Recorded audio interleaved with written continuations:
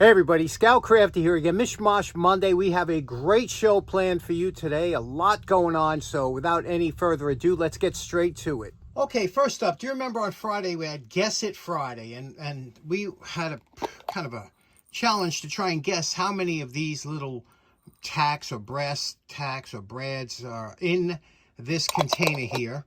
I measured one of them and I did not know. This is the first scale I had that ever went to grains, okay? I've had scales that go to grams, ounces, you know, things like that, but never grains, so I had no idea. And there it is, it's written right there, grain. And what happened was, I just posted the video, and 5 minutes later, my good buddy Al calls up and he goes, John, you screwed up, man. He goes, you had it on grains. I said, what is grains? And he gave me the whole explanation.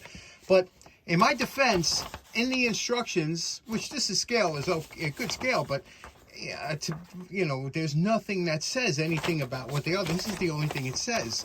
If you look over here, it says, here it goes. It goes weighing units, okay? And it says grams, ounces, and then it says some other things that I never heard of. Well, first of all, there's OZT, which is it's a troy ounce, and that's basically for measuring gold, silver, platinum. And then it says DWT, which is another form of the troy scale, and otherwise known as a pennyweight. And that's another scale I'll never use. And then the grain, of course. I had no idea what the grain was. And CT is carat. That's if you're weighing like gemstones and things like that. So it's got a lot of features that I really, you know, I was zipping through here, and sure enough. But that is a great thing to have, grain, because look, you can measure things that are super light, which is what I wanted. Look at this little pamphlet here in grains. Weighs 42.8 grains, right? How cool is that? Now, if you're wondering what a grain is, there's actually 15, almost 15 and a half grains equal a gram. It's 15.432. So it's a very light measurement. So that's why I kind of screwed up. But let's get to how many of these brass tacks were in here. You'll be very surprised. Okay, as far as how many tacks were in this jar, nobody guessed it, but a lot of people came pretty close, especially since this is a really tough one. This was a hard one. There are 642 tacks that were in that jar. 642. Just to show you how hard it is, you know that little amount right there is 50 tacks? There's 50 tacks right there. So it's tremendously hard to guess when they're that small, right? That's why I picked this out. But excellent job by everybody for guessing and figuring out, especially with the grains. And I think it helped out with the grains. So excellent job. Okay, for today's episode, a couple days ago, I go out on my porch and there's this huge box on my porch. And I didn't recognize the name at first from who it came from, but the box was ripped. It was ripped open. I was like, oh man, somebody sent me tools. And my post office is notorious for destroying anything they can possibly destroy, they will do. So I said, I wonder if anything's missing from in there, whatever the case. Anyway, I took the box in and emptied out the contents here. And in it was a nice letter. Paul Visage from Jersey, a good friend of the show. And a couple months ago, he sent 357 Magdad a toolbox full of tools. And it turns out Paul is a career firefighter in Jersey. And what he does is he likes to, you know, I guess do some sailing, tag sailing, things like that on the side. He likes to collect trinkets and whatnot. And he said these things he thought would be, you know, fun for the show for all of us. And you know what's so great about people that send stuff into the show? They always say, you know, feel free to pass on something that you don't, you know, might have doubles up or whatever the case may be, which is such a nice thing to do. And I'll be giving a lot of this in Jacktown, as you know. We're going to have a great Jack. I hope Paul can show up there at Jacktown. Maybe he can win back some of his stuff. Anyway, what a great bunch of stuff. Let's open it up and see what we have here. Okay, I have to tell you something. I am absolutely blown away by this package. And let me show you some of the great things. Let's start off with the tools that he sent over, okay? A great variety of tools. Look, 3 hammers, a mason hammer, and boy, this has some age on it. And I have to tell you, look at here. Look at the tops. This one here, believe it or not, it's solid. It's not even rocking. I'm surprised. A lot of these, but you could see it was, you know, added wedges, but this one's solid. And look at that one, and then look at this one here. Now, this one's a little bit loose, as you can see, but look at the age on that hammer. That thing is old, right? And it's got a marking on here. A lot of the old timers like to collect these type of hammers because of the, you know, the rarity of them. But look here, that I always, when I first saw this, I used to think, oh, what guy would, instead of wedges, drive nails? But that I have a fondness for that now. When I see somebody, that meant somebody was on the job, the handle was loosening up, and he quick drove a nail in to try and finish the job. So I don't have any animosity towards that anymore. Great hammer. Look at this. This one here, although it looks like it's a tack hammer of some sort, but it has a farrier style, you know, the type for the horse.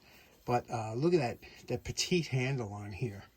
Very interesting hammer. Very old too, right? Okay. And then this hammer here, look at this. Now this I think is some kind of multi-tool. Never seen it. It says improved. Can you see it improved on there? It's got a square drive on the bottom. Looks like they used to put these on tools for nuts or bolts that you can get on there and turn them. And then it's got a nail puller. So that's a multi-tool of some sort, right? Very interesting. Old school, nicely made, okay? And then a perfect handle screwdriver. And I have to tell you, this one here, shockingly, is absolutely rock solid tight, which is very rare, right? We all know that. You never find one that the handles are so. And look at what an easy job, what an easy restoration this is. Great screwdriver. Pliers. Look at I always love this style of plier. I still do. I love asymmetrical pliers for some reason. And this one is just lovely, isn't it? Look at that. And these when you clean these up, and look at the embellishment on here. When you clean these up with the screwdriver in the back, totally changes the look of these pliers. They're going to have a good time with this. These pliers here, very similar to the UK pliers that we've done a few times before. And again, nice pair that'll clean up nice. And these here, Utica 506. See the 3 diamonds on here? And look at these pliers here. These are, according to the jaws, are super sharp. I bet you this thing has 0 time on them, right? Let's just take these to the wire brush just for a second, just to show you. Look at the rust on here. 1 second on the wire brush. And there we go. Clean these up. Look at them now, huh? You see how that surface rust comes right off? And look at this. These were good steel back then. Utica had some good stuff. And let me show you why. These are like parrot style jaws, and let me show you how they operate. If you notice here, you have a nut like this, and watch what happens when you get it set up right. Look at that. Look at the grip you get on a nut here, and you see that it grips it all the way around. So granted, it's not meant for, but if you have a rounded over nut, do you see how much of a purchase you get on that, and how you could turn all kinds of things round. Yeah, this is a great, what do you think? That's a beautiful pair, isn't it? Okay, we got Now, that. I saw this and I said, well, and then I looked, I said, oh, look at this. It's a pencil. It's a homemade pencil. And it works. Look at that. It's very nice, too. Very nice, smooth lead. Look at that. Primitive homemade pencil. Wonder how they got the lead in there. Isn't that something? And then everybody knows a scraper. If you don't have one of these for your inspection stickers, you got to get a good one. You can't use the cheap ones. This one here has a nice angle to it. You know, when you lock it in, it locks in here straight, and then it's got that canter to it, which really makes a difference, especially for inspection stickers, things like that. Vintage, this one's pretty old, hacksaw. And what's interesting about these is they were made adjustable because everybody was coming out with different lengths of blades. And the reason that is because you would wear out one section. People don't use full strokes a lot of times when they're sawing. You should, but people don't. So they would wear out the center section of a hacksaw. So they started coming out with smaller hacksaws because they figure if you're not going to use a full stroke, we'll get a smaller hacksaw and we'll use smaller blades, and it's cheaper. So you had a lot of 10-inch hacksaws that it's hard to find the blades for, but this one has it to the full length. Next up, check these out. Beautiful pair of calipers, and look at them, vintage calipers. They look to be new old stock, and guess where they're from? One of my favorite places on the planet. That's right, Poland. Fowler made these, but these were made in Poland. Now, how these work, very interesting. You don't have to worry about batteries. You don't have to worry about gears breaking. It's quite simple. And basically, you slide this up and down, and on the top is millimeters, on the bottom is thousandths of an inch. So if you, and the zero, you see that zero there? How you work it is, if you wanted to go to, let's say, 1/4 inch, okay? 1/4 inch is 250 thousandths. So you would look up 2, and halfway between 2 and 3, you see those little notches there? You would move 0, the little 0 mark, to 250 thousandths, okay? And when you get it marked over there, you could check it with another dial indicator. And to check it, you would take your dial caliper here, okay? Put it over here like this, and it should read 250 thousandths, okay? And there we go. 250 thousandths. You can see how you read that? And so that's why you don't need any batteries. This never wears out, and there's a whole bunch of things you could do with this. And this is also a 1/4 inch down here, and also a 1/4 inch here. Interesting. Next up, some new old stock Dymaloy from Diamond Tool and Horseshoe Company. These are nippers. Look at them. Look at these things. That's garage grunge. You see that? They always that you get that little bit of that wipes right off. But look at this, new old stock, very sharp. And look over here on the edge of the box here. That's the number. And that's something, you never see these in new old stock condition, right? They're always usually banged up. Next, we have a box of GE Watchdog fluorescent starters. It says each outlast up to 10 ordinary starters. That's because sometimes when fluorescent bulbs go bad, they hurt the starter. And what this would do is, instead of having to replace the starter, you would push this button in, and it would like reset it, the innards. So isn't that cool? A whole box of them. Very nice. New old stock Honeywell DC millivolts meter. See that? DC millivolts, 50 millivolts. Nice. And this here, this comes in super handy with this stuff. Now, you know I have a lot of those 6-volt lantern cell batteries, and those things are hot and expensive. This here, you put 4 D-cell batteries into this adapter, and then you could use it into your anything that uses these lantern cells. Rayovac makes these. Awesome. Here are some Venom Steel Workshop wipes, okay? I don't know how many are in here. Let me see how many it says. But it's apparently it's meant for the same thing, almost like a tub of towels here. And how this works is you have a little flap here, you peel this off, and then it exposes the wipes one at a time. Here we go. 60 citrus scented. It's supposed to have one rough side. We should put a test, right? Go this against the tub. We should do it. But they're made in China. We should do a test. What do you think? This is absolutely fantastic. You know what this is? This is a faucet reseater kit. Okay, now what happens when you have a faucet, usually you have a little stem that holds a rubber washer that presses against a brass seat. And what happens is the seat gets worn. You put this in here, and you see the little cutters on there? And it's got more here, depending on the size. It will cut and reseat the brass to make it perfectly flat so that the rubber seats and stops dripping. That's the way they used to do it years ago. You never had to change all these. Today they go out and they buy a whole new faucet. You don't do that. These would last forever. And look at the price on this when things were made to last forever. You see how that works? New old stock. O'Malley Valve Company out of Florida. Oh, this is great. I want to try that out, but I don't want to take it out of the package. Okay, next up, you know Paul watches the show because check this out. An induction watt-hour meter. How great is that? They did away with these now, and they have these digital meters that have absolutely no soul to them. But back then, look at this. Can you see this thing? Look at the way this thing was made. Weighs a ton. And what do you say we open it up and see what it looks like inside? Okay, you see here it's 60 cycles, which is what we have here. Amperage, it's a 5 amp, and volts 2 to 110. Okay, so we'll lift off this case. I took that screw out. This lifts up here, and here it is. Now, believe it or not, this was a huge thing. They were trying to figure out how to charge for electricity. It took a lot of people to come up with, look at, see how this will spin? Depending, look at that. See, that will spin, and it'll tell you how much you're using. I got to figure out, I got to hook this up. We got to have this thing spinning. We got to figure this out and watch these meters spin. Look how nice that spins after all these years, right?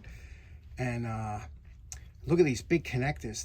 This is where the power would come in, and would come in and then go out. Come in, go out, and it would measure here. I guess you could see here. It would come in and then go out over there. And there was, see those screws in there? Those screws that you could tighten down on the cable. Oh, look at that. I know you guys, you electricians out there, you find this really cool because this is old school stuff. Compare that to this. Now look at that.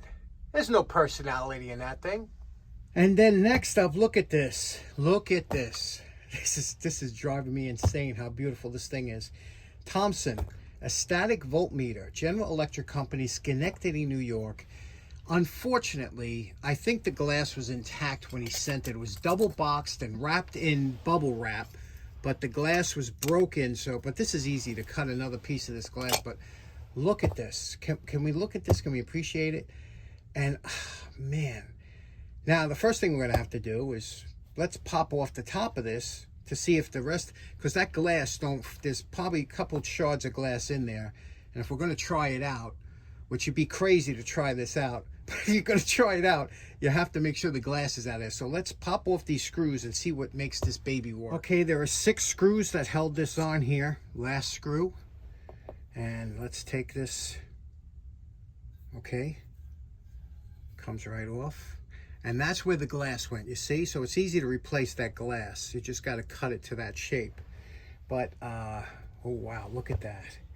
Look at, and watch the needle movement. Ready? Watch this. Look how sensitive. But see, the reason I want to take it, there is glass in there. You see, I could see a piece down there. Let me pop that. Can you see there's glass that broke down into there? Let me take the glass out of there.